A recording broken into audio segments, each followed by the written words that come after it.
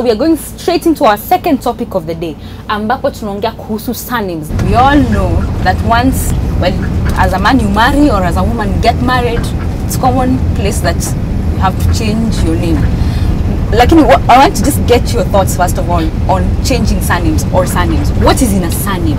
Names are very important because they're the means of identifying the person, where they come from, and who they belong to. Women are reluctant because of the way men are. They can marry many wives, they can be unfaithful, they can run away with somebody else. So in the end, you start regretting, why did I change in the first place? I couldn't be having my own things with my father's name. Kubadlisha jina yako wenyewe? Yes, I did. And you're okay with that? Yes, just. Men, I want your thoughts on women changing their names after they get married. It's not necessary because this is an individual you got who had their own identity. They were an adult by the time you are getting together.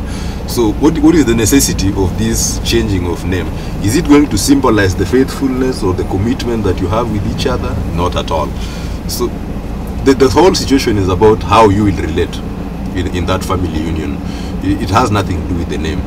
What you should be concerned about is that at the end of the day, the products of that union, which are the children, whose name are they going to carry? They will carry the father's name, the father's family name. And I think to me that is okay. Yeah. Are you married? I am married, yes. Has your wife changed her name? No, she has not. Okay. And hauna shida na hiyo? I don't have any problem with that. Yeah.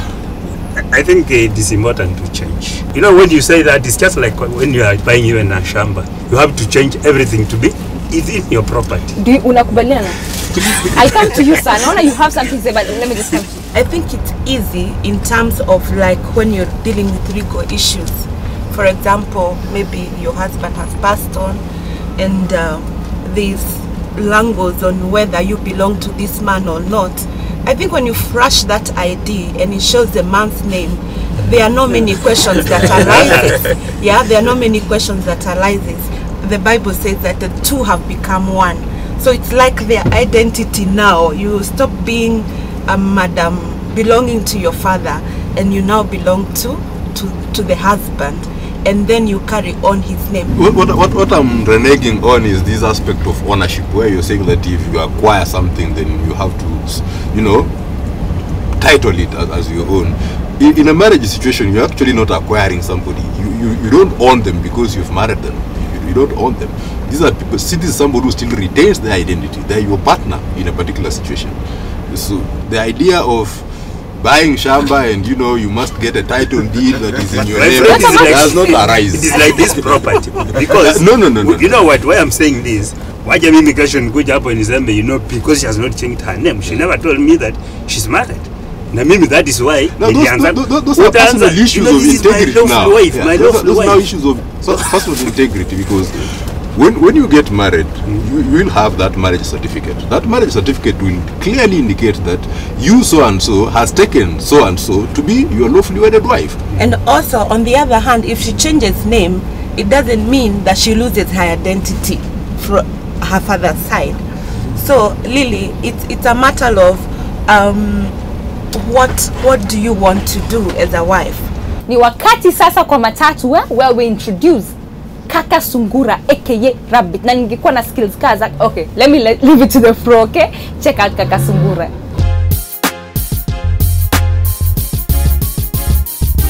Nilichoka kuwa bachelor, natafuta rib missing. Niseme niko na bibi, aka Mrs. Kuna ishu niliambiwa na babu eti kwamba kiutamaduni ukisampata jina kwanza, sijui kani kichwa ngumu. Alikata jina yangu, ndio ana ring kwa kidole, lakini anaishi kwangu kata ki Mrs. Mimi.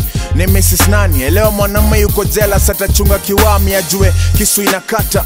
Pia msumeno, hata beti wangu alikuwa anaitwa Otieno. Na ni mademo hizi times siwa kitambo, ike hectic. Sijui tupatie Ocampo, sieti na fight kabisa na beg to differ. Hiyo ni opinion yangu, nimeichant kwa speaker yako. Peleka matatu matatu matatu.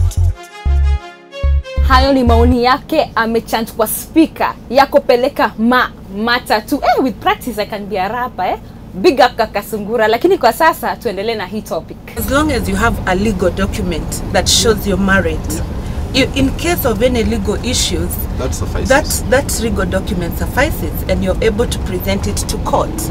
Yeah. So the issue of changing name or not changing name does not mean that you can't inherit when your husband passes on. Nowadays, people go into marriage for very funny reasons, and that's why you see a wealthy person, when he dies, so many people come up, oh, I was married to him, I have a kid with him, such things.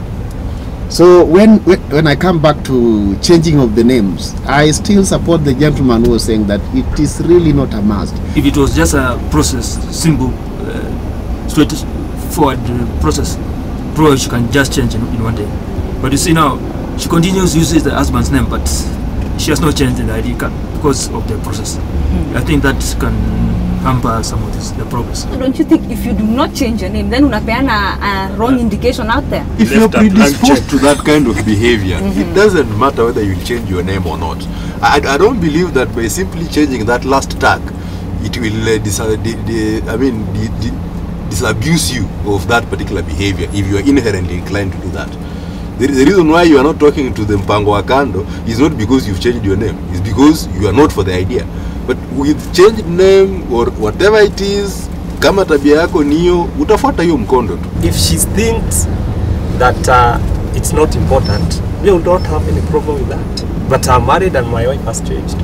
If you can take all your time to arrange for a marriage, I don't think it's really hard to take the next step and apply for the ID. However cumbersome it is, one should sacrifice. Okay. Yeah, I would advise the ladies to change their name so that you are very safe in case of anything. Okay, wewe umeoa mwanamke ambaye ako na pesa sana kama mwanaume. Sawa sawa, aku change jina yako. So why don't you as a man change your name to her name? Precisely. I think that is interesting. Hear the comments from there, because bottom line here now, you've been acquired as a man. Yeah, but she has not acquired. No. She has not acquired. It's not who has money who has acquired the other one. No, it's actually, he's a man. Yeah, he's a man. Whether he has money or does not have money, he remains he's a man. So the issue of money or not money, or who is rich or who is not rich, I think should not come here. Traditional, the way a woman used to be, or a girl child, it was taken by most African communities as more or less like a property. That is why the very successful ones used to marry so many of them. But the society has changed, because society normally changes. Women are getting educated. Fathers educate their daughters. They acquire properties at the end of it. And we become more or less the same. So in this union called marriage, we become like partners. So the issue of changing names should be totally a choice. And I don't think it is fair for the girl to lose the father's name, because the father has participated, or the parents have participated to bring her to work. If, like what she said, you are a star and your name is a brand, and you have flashed that name all around, your father is proud of that. That is my daughter, that's my daughter. Then all of a sudden, oh no, he's married, it's another name. No, it's not good, it's not fair. I'd also like to answer this gentleman. He's talking about his daughter. He's so fond of his daughter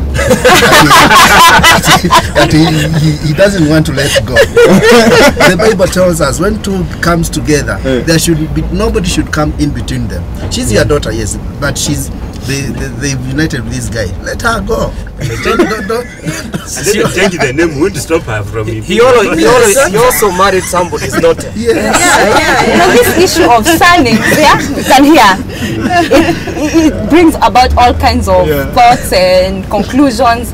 But I think it's up to you at the end of the day. If you're comfortable changing it, then go ahead. If you're not, because of one reason or the other, like the gentleman said, it's a mindset. It's not about a name only. But also, it's good because if you flash that document, like the lady said, then you get your leeways au sio. Asanteni sana kwa kuwa nasi kwa Matatu, and also you for joining us. Remember, Monday we have 2 hot topics, so please join us again. Na kwa Twitter unatupata kwa Matatu Kenya. Please follow us there. Well, my tongue is all up in a bunch. And also kwa Facebook, you can like us on Matatu TV. I am Miriam Nasiku. Thank you again, and God bless.